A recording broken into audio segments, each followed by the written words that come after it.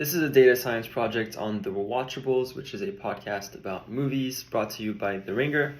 So these guys review movies that they love to rewatch and that they think are cult classics, and they talk about everything from the actors, the production, the awards, why they love them, things they don't like about them, and they really go into details into how these movies were made and why they were important.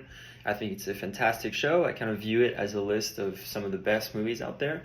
So I was very curious to find out who are the actors and actresses who are the most featured in these films, who are the directors who have made the most that made it to this list, and other interesting information on these movies. And so that's what we're going to dive in today. So I have a list of all the episodes made along with their hosts. And then for every movie, I use an API to download data on that movie. I have a ton of data, 27 features total. We'll dive into more of them, things like director, writer, box office, etc. So with 265 films and episodes to date, that is a ton of information. I sorted them in their order of release, so technically Heat is only the 5th episode, even though it's the first one they recorded for the show. And I also fixed the titles of the movie. Movies are very particular about their title, it's super important. You can easily mess it up with upper caps, lower caps, replacing "and" with ampersand. A funny one is When Harry Met Sally actually has an ellipsis at the end, and you'll see it when people are careful about it. So anyways, jumping in, we have the year of release. So you can see this histogram right here showing us that the 90s is the most popular era, not really surprising, but also a really good run around 2010. This is by decade, the 90s dominating, obvious. And then these are the most popular years. 1995 is first with 16 titles, with movies including Heat, Toy Story, and Seven, some really fantastic films in that year. Here it's a time series of that year of release over time. So you can see that there's a slight trend. It's rising towards the end. That red line is a rolling average because the time series was a little noisy. I just threw that on there. You can see that they're dipping towards older movies as the show goes on after 150 movies. Excuse me. You're kind of running out of ideas, so you go and get those older films that are still good. So that was interesting to see. Next, we're going to talk about the Metacritic score. For those who don't know, Metacritic is a movie website that takes a weighted average of scores given by professional movie critics on movies to give you an overall score of kind of a proxy of how the quality of that film. It's still quite subjective, doesn't do really justice to what a movie is, just giving it a number. But it's a pretty good attempt, definitely better than Rotten Tomatoes. So obviously here the histogram shows it's skewed to the upside towards the 70s, so pretty decent score. We have one movie at 100 right there. That movie would be The Godfather. In the official Metacritic rankings, there are only 8 movies in history that have achieved that distinction of a perfect score. That's pretty cool. And then towards the bottom there, we have one movie at 12.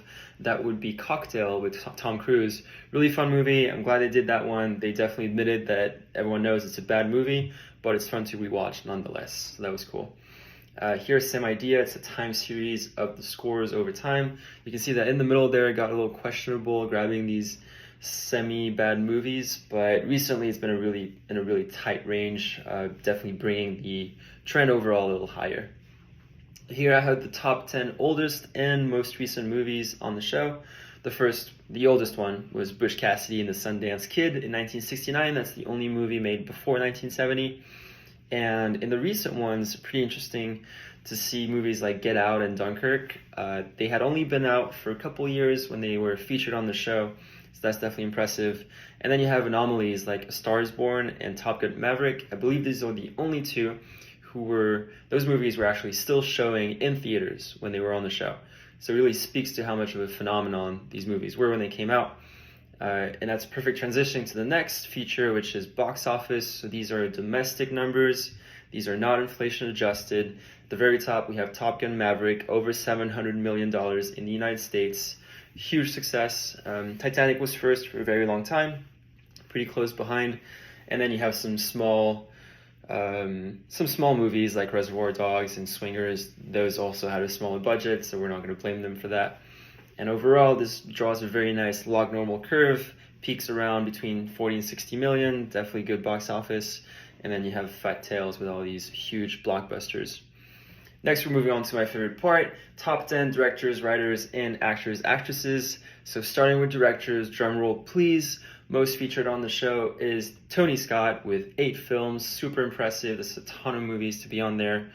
And second, close behind him, David Fincher with 7 movies. It's even more impressive because he has not made many movies.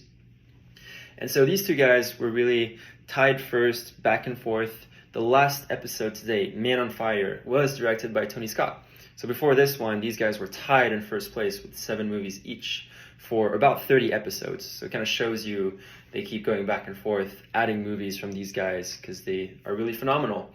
And then you have more common names like Scorsese and Spielberg and Christopher Nolan. These are kind of the names that you might think of when people ask you for names of directors. Maybe Tony Scott doesn't pop up first. He's definitely made some movies that a lot of people like, but maybe not the most obvious choice for a director, so it was kind of cool to see him there in first place.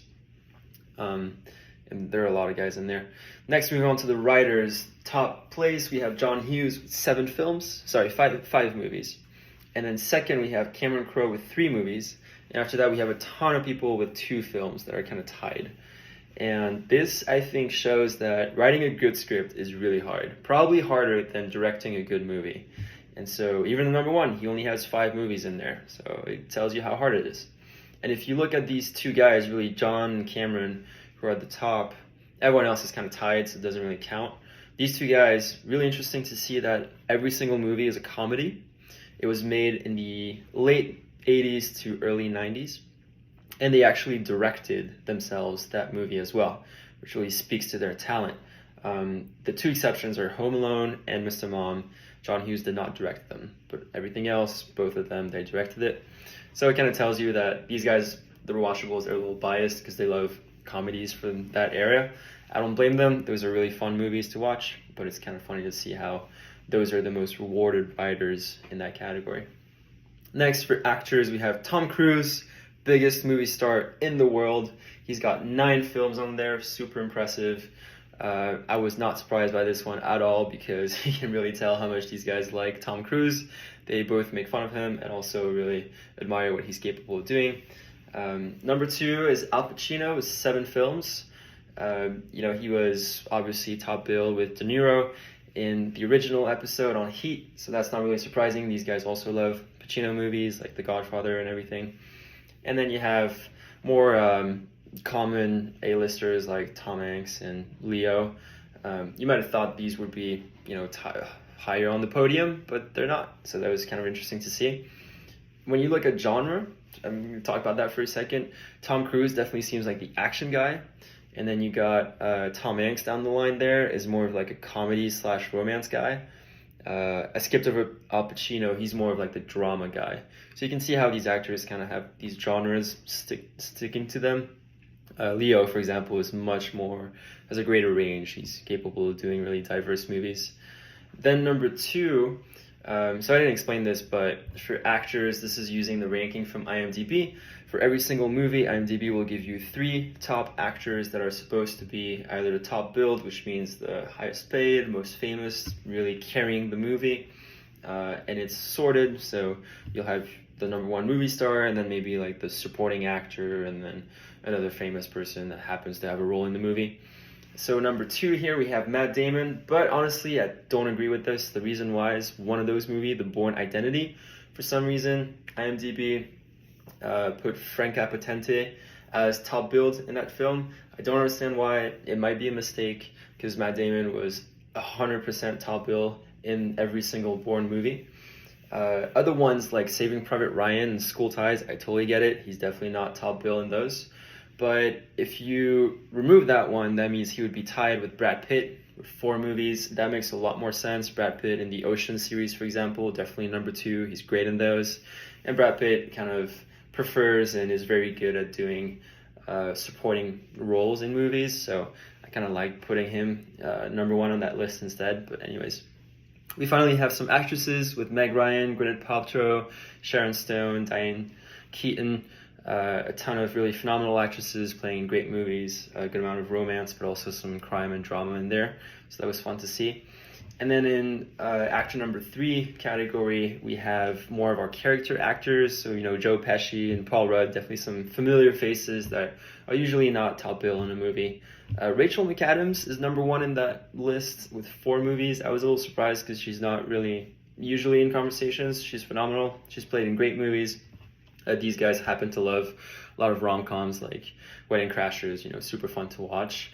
But it was kind of cool to see her be at the top of this list. And then I took a sum of all their placement per category, added that up and sorted it, and we get this list. Tom Cruise is still at the top with his 9 and 2. Matt Damon is second with a more balanced ranking. De Niro would be the first one on this list with a name being in 3rd place in one of his movies. That would be The Untouchables. And then you have Tom Hanks with an impressive 6 movies and number 1 and nothing else. That's pretty cool. And if you look at this list, you'll notice that almost every single one of them has at least one movie where they are top billed. So I think that's just in show business. If you're famous, at some point you're going to have a movie made where you're the star. And so that's kind of cool for these guys. I did the same analysis for genre. I didn't think it was as interesting. Action and comedy obviously dominate the pack. Then it would be drama and thriller, which honestly can be applied to any movie. It doesn't really mean anything to me. But it is cool to see other genres like sci-fi and history and war are not really that covered that much. It'd be cool to see more variety there. These guys want to throw that in. And there was only one animated movie, Toy Story, which is a fantastic Pixar film. Since then, they've made a lot of other really good movies that I think would deserve to be on the show. That'd be kind of cool. And then only one musical, Grease. They covered that one recently. So that's about it. I will mention that there are movies that they've done on more than one episode. So Titanic and Departed, they did 2 episodes on, and then Heat, they did 3 episodes on. The last one with Michael Mann, the director himself, being on the show. So that was really cool to watch and listen to.